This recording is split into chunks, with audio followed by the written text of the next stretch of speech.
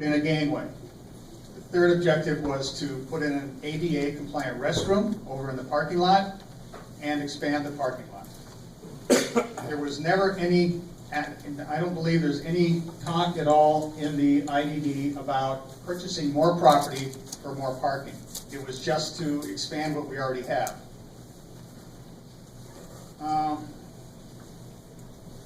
They want to buy the Fair Harbor Marina, install a new boat ramp and float docks.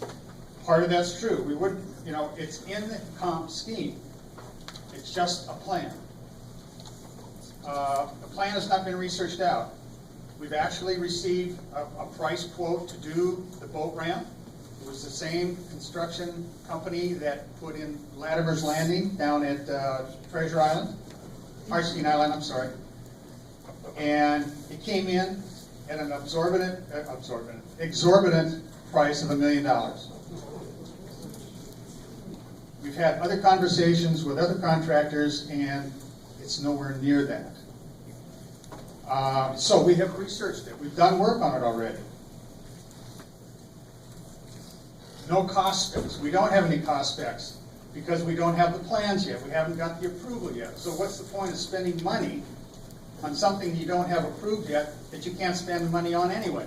Doesn't make any sense. No consultants. That's right. We have a budget of $24,000 a year. We pay the bills. We get $100 a month for doing this, and that's pretty much it. $24,000. We get a couple $1,000s left over at the end of the year. We couldn't afford a consultant, so we did it all on our own. And I think the product that we put together is better than what the consultant did in 2009. No drain field studies. We did talk to the Department of Ecology already and asked about that. There's no problem with our drain field. No communication with DNR.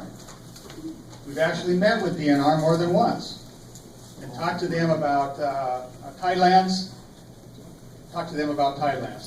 Or Squaxin tribal authorities. We met with Ray Peters, who is the head of the tribal council, and talked to him. They were not open to donating any money, but they would donate their engineering skills to help build a ramp.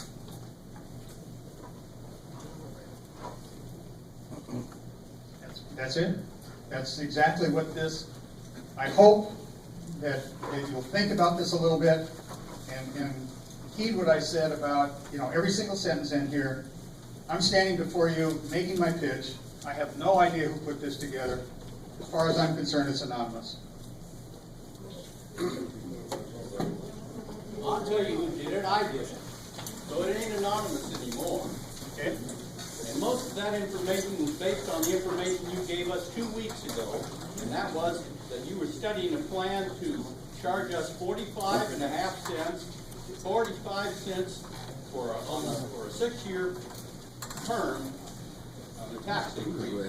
You said that we could also go this 15 cents route that you're talking about now. Okay. Now all of a sudden you suck back that 45 cents because it's too much of a burden for you right now. No, it's not. What happened was, too much of a burden for us. In this year, WPPA, which is Washington Public Forest Association, floated a bill at the state level to modify the IDD's information. In the old days, it was 45 cents for 6 years. Okay?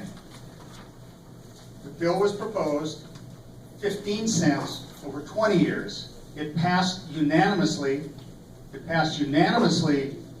And the governor's already signed it. So the IDD now is 15 cents over 20 years maximum. At the end of about 18 years, 19 years, 20 years, it drops down to 9 cents. If anybody is interested to see the data and the projection, give us your email. I'll be glad to send it out. Or go to our website. We'll put it on the website. You can look at it there.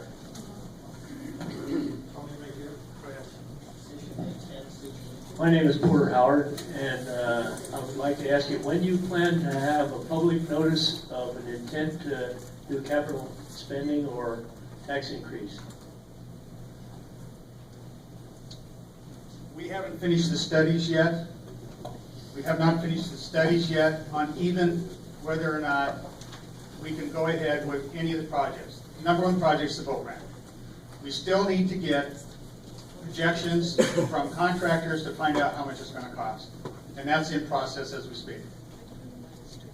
When would you plan to put out a public notice?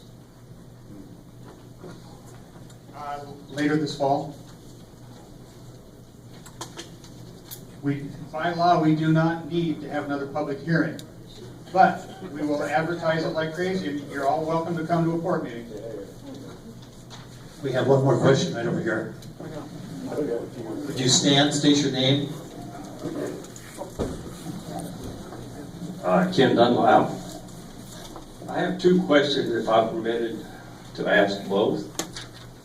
Could one of you gentlemen explain to me, and those affected, why this proposal is not taxation without representation, also defined as tyranny? Here, here. Sure. I'm not a history major, I have no clue. I'm from the South, so talk slow. I am not a history major. I couldn't even begin to answer that. I'm a chemistry major.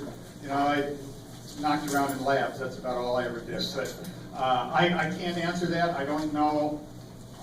I can't answer it. Okay. It's state law. Well, this part of it is, on top of that, it's a state law. I'll put my hand. I can answer. The taxation without representation is from the beginning of the American Revolution, okay? And that's when Parliament was passing taxes without any representation from the colonies. Hence the term taxation without representation. You have representation. It's right there. Okay? The other guy with the yellow shirt on right there. Ready for a vote, right? Yeah, we'll get it. What's that? We're ready for a vote on how you guys should vote for us. No, hold on for a second. I'm only answering one question here. This gentleman here, taxation without representation. Another question, yes or no?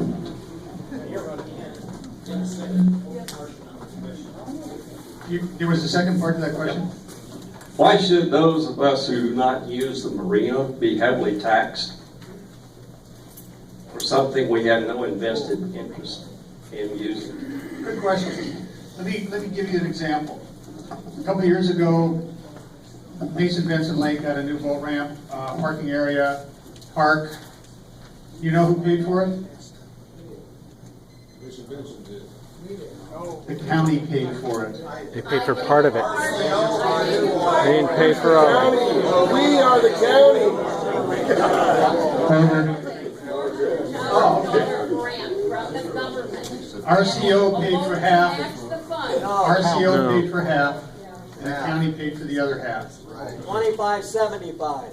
Right, State 75, Okay. county 25. correct. So the question is, why would you want to invest money in our ramp? We own it. Even though I paid for part of your ramp, everybody else in this room paid for part of your ramp, now we're just asking, hey, come and help pay for our ramp. Why don't you We get never a grant? use your ramp. What about a grant? Why don't you get a grant? About user fees. Ma'am, I've already mentioned that 5 additional grants that we are already pursuing. Right over here.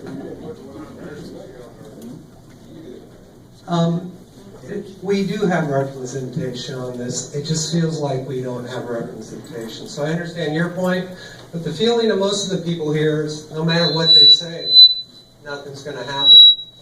And an email from one of the commissioners, so it falls to the commissioners to do what we're elected to, protect the present infrastructure and encourage economic growth. Do we need a ramp or do we want a ramp? And don't answer that yet. Does the port generate revenue? And don't answer that yet. And we keep saying the infrastructure or the port's valuation is $672 million. So why don't we find a way to sell a part of that or at least part of that long term, generate revenue, make the port viable? This is a Band-Aid. You guys are doing a Band-Aid and we're doing an IDD for this Band-Aid.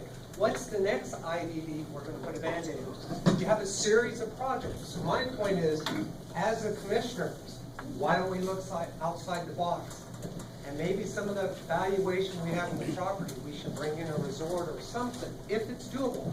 I don't know all the rules, but I'm saying, the last sentence says, protect the present infrastructure and encourage economic growth. This boat ramp isn't going to encourage economic growth, especially to those that live on Mason Lake.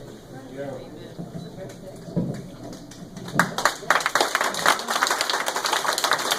Are you interested in running for commissioner for Mason Benson?